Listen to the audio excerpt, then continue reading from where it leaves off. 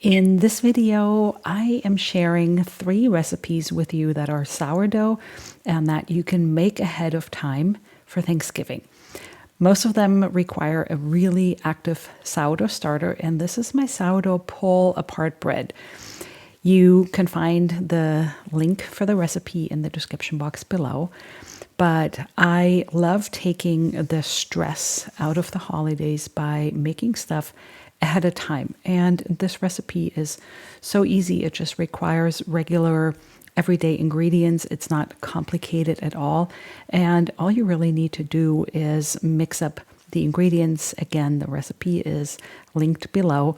And mix the dough for a long time. I find that even with sourdough, and none of these recipes have any commercial yeast or baking powder or baking soda, do benefit from long mixing to activate the gluten, which makes the structure to hold the nice little airy bubbles in there that makes the bread or the baked goods so fluffy. And also, it requires that you have a warm spot. I have been loving, and this is the company hasn't asked me to say this at all. So this is just my own. Sour House made a dough bed, which is essentially a warmer for your sourdough, and they call it bread warmer, but I'm just using it for all of my other doughs, and there is something that comes with it. It's more like a oval, shallow bread bowl from glass, but I haven't used that. I'm just using my own stand mixer bowl or stainless steel bowl that I'm using for this recipe. Then I make the filling, and that is a lot of garlic. If you don't like so much garlic, you can always tone down the recipe and use a little less, but also the garlic will be roasted, so it's not going to be quite as pungent, and you will not get any weird looks at your Thanksgiving table when you've had another helping of this amazing sourdough pull-apart bread.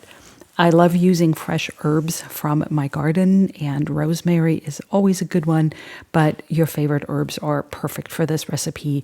And then I have some parsley, which is also from the garden. And again, thyme would be great, or chives, or whatever herbs you can find. They also add a pop of color, making this look very healthy and just looking really pretty, because when we put dishes on the Thanksgiving table, we want them to look appealing and appetizing and already tell us, take a bite from me, instead of looking dull and boring. So the green herbs, that pop of color, definitely achieve that.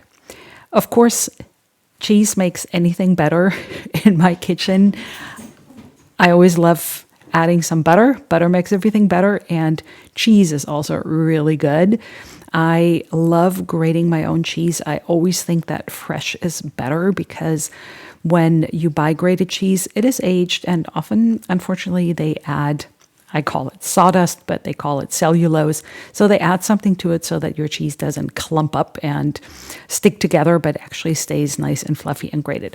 So I just take the extra little time. And if I'm making these recipes ahead of time, that's the beauty of it, that I'm not in a rush. I'm not rushing. I'm not stressed. I'm not trying to cut corners, because I can actually enjoy it. And this is why I love being in the kitchen so much, because it is meditative for me. And if I make it ahead of time, when I have the time and when I'm not chasing any deadlines and either bringing recipes to a potluck, to a friend's house, or making it for my own Thanksgiving, yeah, that's why I actually enjoy being able to have the time and make these ahead of time. I'm also adding some mozzarella, because that gives you that stringy look of it when you serve the hot sourdough pull-apart bread directly from the oven, and it also adds nice flavor and nice moisture. Of course, here I am struggling with my bowls. I thought I would get away with a smaller bowl, but then I had to get a bigger bowl to make it all fit. And again, this is no big deal, because I do have the time and I can just enjoy the moment. And I love cooking when it's joyful and not when it's stressful. I guess that's one of the reasons I never wanted to open a restaurant. So many people said to me, why don't you open a restaurant? And while I love the idea of serving people homemade food and all of that, I don't know if I would enjoy it if I had to do it and if I had to be on a schedule, if I had to show up every single day. And I have heard, I don't have any experience, but I've heard that restaurants are a lot of hard work and a lot of hours away from your family, and that would just take away from it. So the next best thing is for me to share all these amazing recipes on my blog. The link is also in the description box below and here on my YouTube channel. I'm actually really happy with this dough. I don't know if you can see how fluffy it is, but it turned out so well. It really is a testament to the fact that you don't need commercial yeast to get fluffy, flavorful, airy bread or this, well, it's a pull-apart bread. So let's shape it. There's different ways you can do that. You can either form rolls. I am just forming rounds, and then I'm spreading the filling on these rounds, and you'll see what I'm going to do with that in just a second. But that filling, again, looks so fun and so colorful and so healthy in a way, despite all the butter and the cheese. But trust me, it makes for amazing taste. And now we simply fold them up into little half pockets, if you will. We just fold them together. If I'm going to do this again, you always learn from experience, but I made this recipe a few times, and I actually would press those little pockets together a little bit more so that the cheese doesn't sink to the bottom, or you add a little bit of flour. But I'm making this in a loaf pan. You can make that in any other dish. Again, you can always be creative with those recipes. And I am being creative all the time in my kitchen. I don't usually follow recipes, not even my own, to a T, although with baking, I do a little bit more, with cooking, a little bit less, because once everything is in the oven, you can't influence anymore. However, standing up those little pockets in the loaf pan, you can get the idea how this pull-apart bread comes together and what makes it a pull-apart bread. We're going to have to convince those last ones to go in there because, yes, they will, but we may need to make them fit so that it actually works and that we all get in there and they're all the same height. Let's bake them for, I think it was 50 minutes, and see what they look like when they come out. Haven't they risen nicely, those little pockets? Absolutely amazing. You can then brush the top with either an egg wash or some extra butter. And again, this is just so delicious, straight out of the oven. It's actually best, so you can freeze it when it's just warm and then reheat it on Thanksgiving. And here is an absolute showstopper for your Thanksgiving table. This next recipe is sourdough pumpkin cinnamon rolls. I already have a recipe for sourdough cinnamon rolls on my blog, and I'm linking that again below. But I thought it would be fun to add a pumpkin flavor to it. So this is a little bit like, let's say, pumpkin pie and cinnamon rolls had a baby. Well, not really, but you get the drift. So you get the pumpkin flavor and you get the sourdough flavor and then there's a glaze on it that basically just, in my book, knocks it out of the park. Again, we are starting with a very active sourdough starter, which I have found is key to all these recipes. And if you don't really have a warm kitchen, you can always find another warm spot in your house. Some people use the pilot light in their oven to create that perfect warmth, or my favorite product is the Sour House Goldie. I have a whole video on it, but I'm linking it below, which is basically a sourdough warmer with a glass cloche over it to create that optimal Goldilocks zone for your sourdough starter. And again, I find it makes all the difference in these recipes because you do want that sourdough starter to do the lifting of the bread. Here is that pumpkin dough. I always roast my own pumpkin and then puree it because I think it just has a superior taste to anything canned. But absolutely, you can use canned for this recipe. It's perfectly fine. Just don't use the pumpkin pie filling that has added sugar in it and spices, and I think that's not going to work very well in this recipe. And here's that Sour House dough bed again, that warmer that you can plug into the wall. There's a little light in there in front that tells you that it's on. And we're just going to let that sit there for 4 hours. And then once it's risen, you can also put it in the refrigerator overnight to get the full proper fermentation. If you're in a rush, you don't need that. You can just do 4 hours until the dough has visibly risen, or you do the long fermentation in the fridge overnight. With all these recipes, actually, that works really well. I mix up the filling in the meantime, and again, I am so happy with this dough. This is the fun of sourdough baking, because there is a little element of, I don't want to say unreliability, but sourdough is different than yeast. Commercial yeast is extremely reliable, which is why bakers love it so much, but sourdough needs a little bit more attention and maybe a little bit more hands-on, and also it reacts a little bit more to the environment in terms of temperature and humidity and how active your starter is.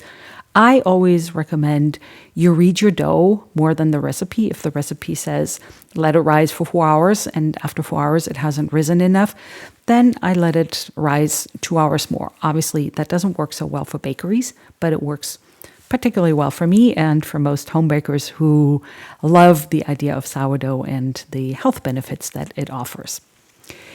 I have also found that rolling this dough rectangle fairly close to the edge of the kitchen counter actually helps the rolling up process, which I'm going to show you in a moment after I spread the filling across it. And this is just another thing that's just so meditative, just being here, thinking about Thanksgiving, the Thanksgiving table, the guests, the festivities, the socializing, just having company or being with company and having good food, sharing food. All of that for me is, even as a German, we don't have Thanksgiving in Germany, but for me, that is the essence of Thanksgiving. Yes, it is about the food, and most of the time there's way too much food, but it's really more about the sharing and the company and the people and celebrating something. I like to roll the rolls towards me instead of away from me, and you can roll the whole dough rectangle as a whole and then cut it into these individual pieces. But I have found that cutting them with a pizza cutter or a knife maybe even is actually a little bit more practical than trying to do that with the whole log. And then I stand these little wheels up in the cast iron skillet, makes it look very rustic and homemade and old-fashioned almost, and bake it until they're done. I'm also making the glaze. This is a glaze that I've used for my sourdough carrot cake recipe, and it uses maple syrup. So it has that deeper flavor of the maple that is also a fall flavor, a little earthy, a little, you know what I'm talking about, and mixing that up.